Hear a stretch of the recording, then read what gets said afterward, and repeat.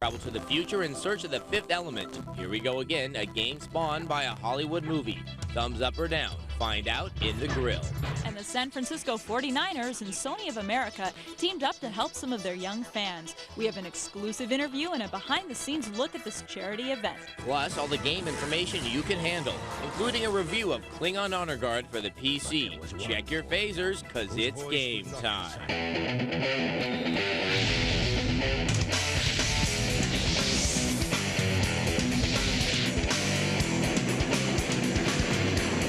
Welcome to a jam-packed edition of GameSpotTV, your ultimate guide to computer and video gaming. Hello, I'm Adam Sessler. And I'm Lauren Fielder. Besides wall-to-wall games, Computer Gaming World's Dave Salvatore checks in with the latest game gears. Now let's check some game news.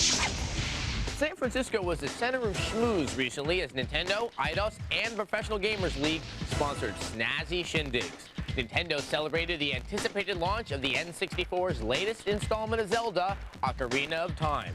Not only was there whining and dining, but Miyamoto himself, referred to simply as God by loyal fans, flew in all the way from Japan. Down the street from Zelda Bash, IDOS was not to be outdone as their Tomb Raider event got into full swing. Booze, blaring music, and a whole lot of writhing bodies celebrated Tomb Raider 3 going gold. Editors, game designers, and bigwigs lined up at kiosks, when not at the bar, to get the feel of Lara Croft's latest adventure. And speaking of San Francisco, the city also hosted the recent PGL tournament. Gamers competed for over $100,000 in cash and prizes. 32 people competed in single, team play, and clan tournaments. And the big winner was, once again, Dennis Fong, aka Thresh, who has now won the competition twice in its short one-year history. What do you get when two powerhouses, the San Francisco 49ers and Sony of America, decide to team up to help less fortunate kids? Lots of money, fun, and of course, video games. We covered the event and captured all of the action. We're here at the Great Entertainer in San Francisco, California. We're here for a video game event with Sony Entertainment and San Francisco 49ers. Two big names coming together for a charity event. We're going to check out what's going on. They're calling it the In the Pocket event, a night devoted to helping the San Francisco Boys and Girls Club and other Bay Area charities under the 49er Foundation. Sony Computer Entertainment, one of the video game giants, was more than a willing partner. What was the genesis of you putting this thing together?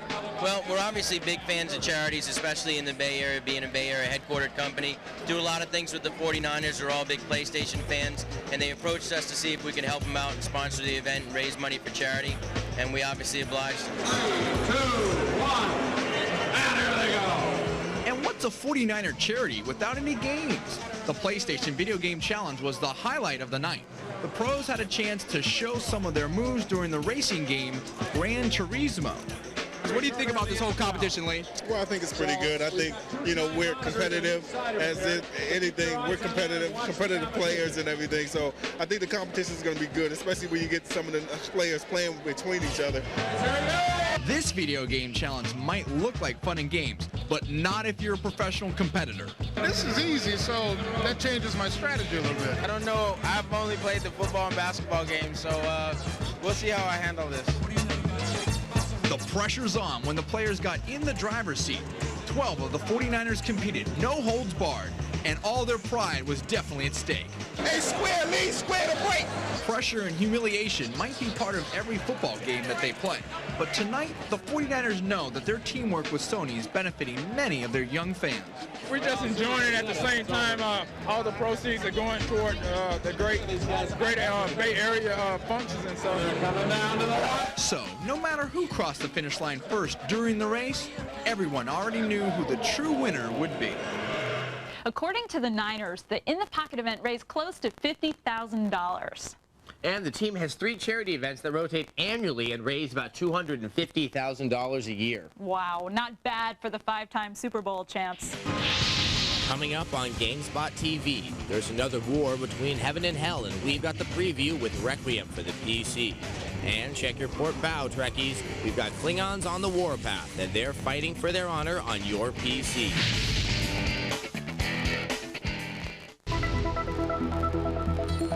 So Adam, when was the last time you crawled down to the underworld? A couple of weeks ago, I had to pick up some dry cleaning. Are you sure it's been that long? Oh yeah, I had these spaghetti stains on my Van Heusen. Okay, well, check out this preview and see if anything looks familiar.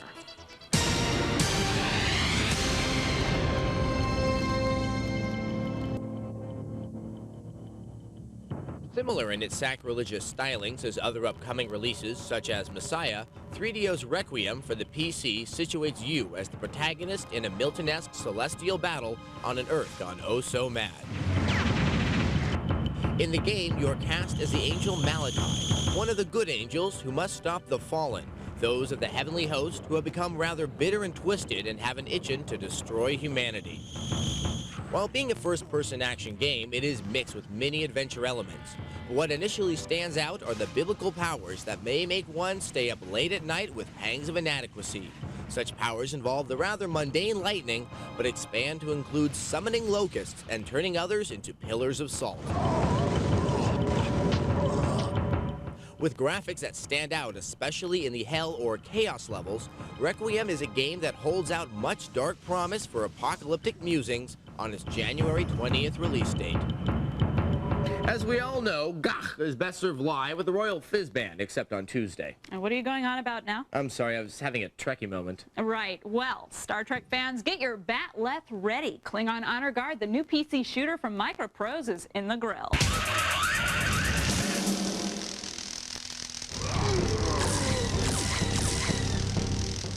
Klingon Honor Guard from Microprose is the first 3D first-person shooter to utilize the Unreal Engine.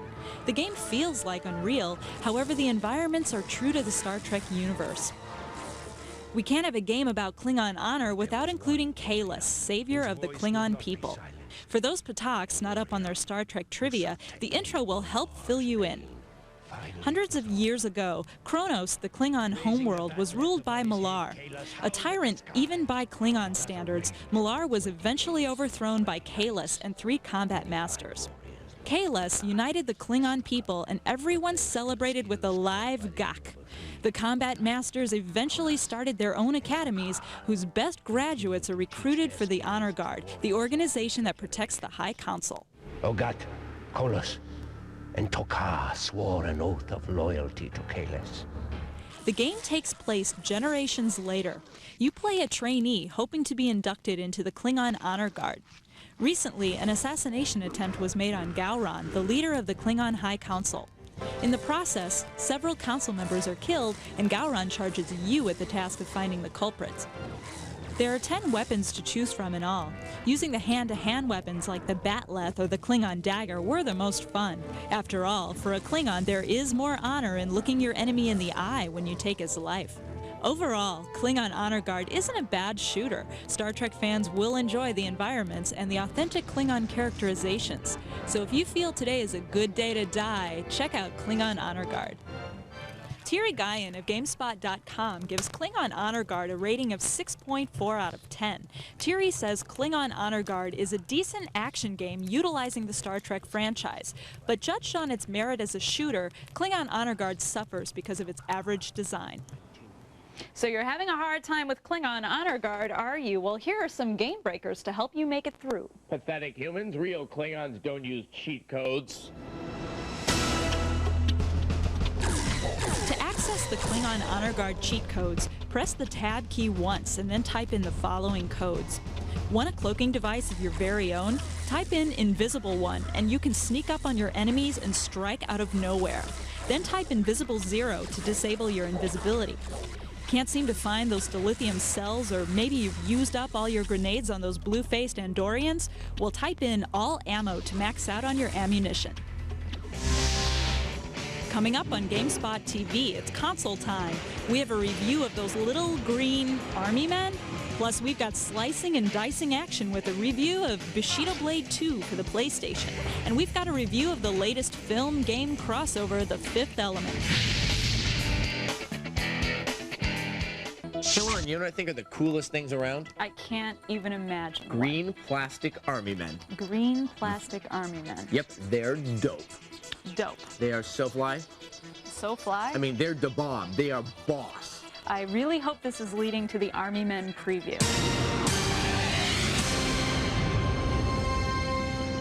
Yes, pre-adolescent backyard adventuring has made it into virtual format, as we see here in Armymen 3D for the PlayStation from 3DO. As the title implies, the game revolves around plastic army men, but instead of simulating various firecracker-oriented tortures, this strategy action game involves you waging war with the green ones against the nefarious gray, tan, and blue guys. Led by the appropriately generically titled Sarge, your plastic platoon of 4 engages in mission-based play to strategically plan formations and takeovers in various environments. Weaponry is linked to the identity of the various army men, including Rifleman, Bazooka Man, and Grenadier. The damage caused also respects the polyurethane integrity of the little guys. They don't clutch themselves and bleed, they melt and shatter. With missions based on old war movies, the game has adopted an appropriately humorous tone which should carry over to its cooperative multiplayer and deathmatch modes. Look for Armymen 3D on December 29th. Last year, Bashidto Blade took a fresh slice at fighting games. Now Square is back on the attack. Bashidto Blade 2 for the PlayStation comes hard with sharper characters and a killer story.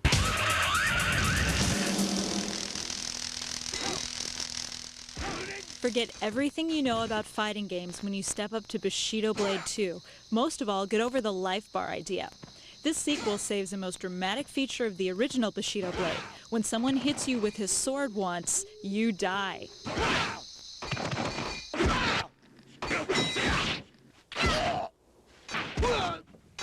Bashidto Blade 2 builds on the strengths of the original game. You can still choose from several weapons, fighting stances, and characters.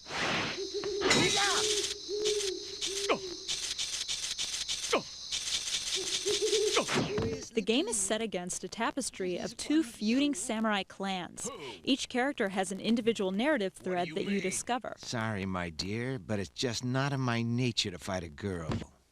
Underestimate me and you'll be sorry. Haven't you ever heard of the name Joe before? As you fight, supporting characters will appear and offer to help. Successfully using these characters unlocks them so that they can be used in other areas of the game. Each character has his or her own story, fighting style, and weapon proficiency. The first Bashidto Blade was a dramatic departure from the fighting game genre.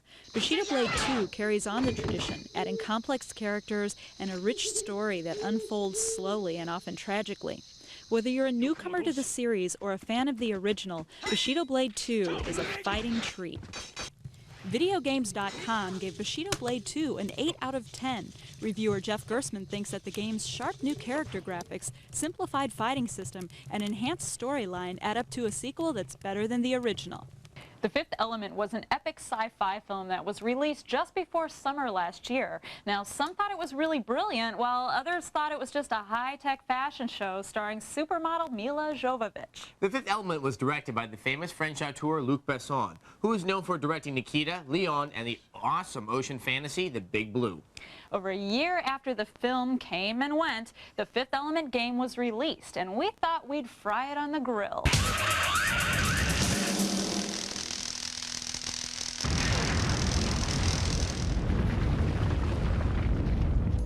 Activision's The Fifth Element is a third-person action game based upon the sci-fi action epic of 1997. You begin the game as Bruce Willis's futuristic cabbie character, Corbin Dallas, who comes ready with a pistol and a few dives and rolls to evade enemies. As Corbin, the player's first line of business is to track down and revive Lilu, a living incarnation of the Supreme Being whose mere presence could spell danger or salvation for the universe. At this point in the movie, Lilu is little more than a foot fragment, but not for long.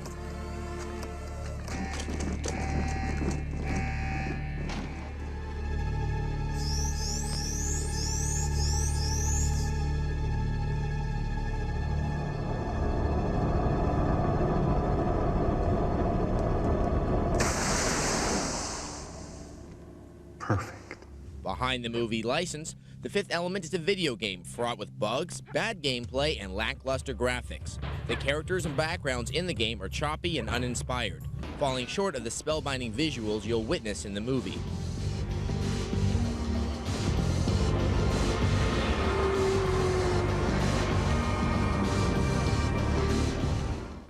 The sound effect glitches don't do much to help the overall picture. For example, there are moments in the game where you can't hear your own weapon fire until the enemy has finished attacking. Compound these problems with lobotomized enemies who are practically devoid of artificial intelligence, and what you're left with is a very, very dull game. I am very disappointed! Lauren Fielder, that's me, of VideoGames.com gave Fifth Element a pathetic score of a 2.4 out of 10, saying that numerous bugs, bad enemy AI, and an unpolished game engine make the game not very much fun to play. If you're looking for something to spice up your PlayStation, a movie title, this is definitely not the one. Now, I can tell you, playing the Supreme Being in Fifth Element is less than supreme. Nonetheless, here's a Gamebreaker that lets you open up all the weapons and items in the game, as well as allowing you access to every level and video clip.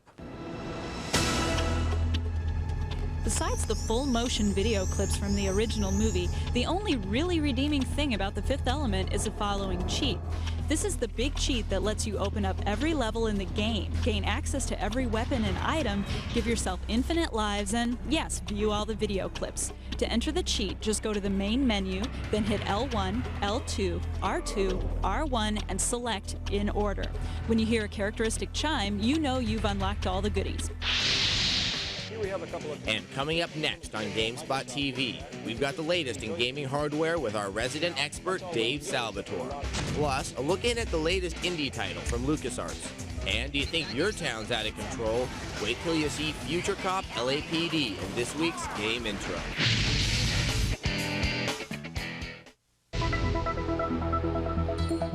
If you're a traveling gamer, you've probably experienced the painful realization that a lot of the sports and action games are not designed to be played on your laptop. And you can do what I do and carry your own desktop computer everywhere you go. You do that? No. You might want to check out the Stinger in today's Game Gear.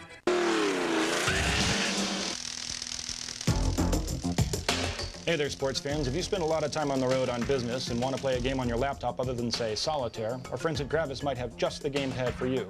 They call it the Stinger, and between its compact size and its ability to connect any laptop, it might be just the trick. How do they connect it to any laptop, you might ask? Well, it's pretty simple. Here we have a couple of connectors. This one's from a traditional Microsoft gamepad, and it's a 15-pin joystick port connector. Now, that's all well and good, except that a lot of laptops don't come with a joystick port. So how does Gravis solve the problem? Pretty simple. They use a 9-pin serial port here, which will connect you in any laptop because every laptop ships with a 9-pin serial port. So what does this thing look like, you might be asking? Well, as you can see, it's pretty small. It's quite a bit smaller than the traditional Microsoft gamepad, but it has just about all the same functionality, same buttons, and a much more comfortable D-pad, as a matter of fact. I took it for a spin through EA's World Cup '98 here on this laptop, and it played great. So if you're out there on the road and you're looking to play some games and looking for a controller that'll fit nicely in your stuff box for about 40 bucks, the Stinger might be your guy. The Gravis Stinger is available for $40. You can also plug in up to 2 Stingers, one in each serial port at once. So if you're a gamer on the go, the Stinger size and performance makes it the perfect travel mate. Time now for one of our favorite segments in the show, the intro of the week. And this week we chose the opening sequence of LAPD Future Cop from Electronic Arts. We like the fast cuts, cinematics, and the overall attitude of this piece. Check it out. Welcome to Los Angeles, rookie. The city of angels. No angels here anymore, unless you count Angel Mendoza. Target moving south on Harvard. Angel runs a tattoo salon in Hollywood. He's a Requum mutant with 6 hands. Angel gave me this. So what do you think? Any comments? Send them to us at GameSpotTV at ZDTV.com. And if you have a favorite intro, suggest it, and if we pick it, you'll win a prize. So I practiced my archaeology skills recently when I visited LucasArts and got to converse with Hal Barwood, the myth behind the latest adventure of Indiana Jones. You know, I was thinking your sagittal crest looks a little pronounced. LucasArts has a new game in the works, but it won't be another Star Wars title. This time, it's the return of an old friend, Indiana Jones. Specifically, it's going to be Indiana Jones and the Infernal Machine. Heading up the project is LucasArts' Hal Barwood. We spoke with Hal about Indy's return to the video game arena in his modest Northern California office. It's another Jonesy story. He always tackles the big questions, and this time he's out to find out why the Russians are digging up the Tower of Babel in Babylon after the war. The CIA has put him up to this because they're worried about it, and there's hints that there might be some deadly force there beyond the atomic bomb. And so Indy's off to find out what that might be. It's a real-time 3D, third-person mostly, but not exclusively, an action-adventure game. There's a huge story element, as you might expect from a Jones game, and there's interaction with other people. There's a social component that goes along with the shooting and the mayhem. And there's this sense of discovery and exploration, which I just am very excited about, this immersive sense of being in a world with Indy. In the context of a true adventure game, it's hard to bring those elements in a really successful way.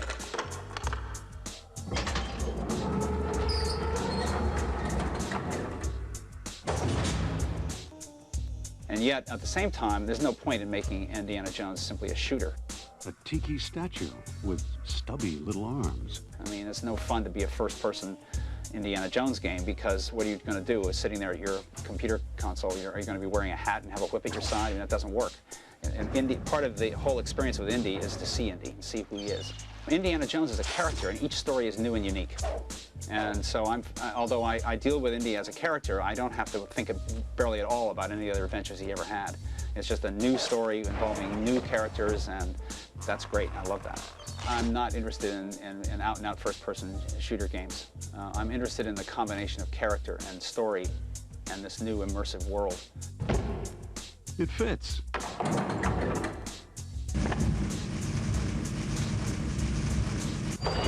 So I'm very interested in the kind of game I'm doing.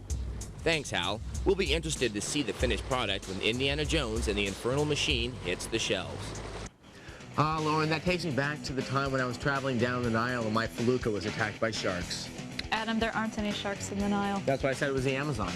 Right. Anyway, back to reality. If you missed anything, swing by our website inside ZDTV.com. And let us know what you thought. Send us your feedback. Our email is GameSpotTV@ZDTV.com. And lastly, we'd like to congratulate Mark and Matt, who won some prizes during our online chat. So until next week, play hard, play smart, and play it safe.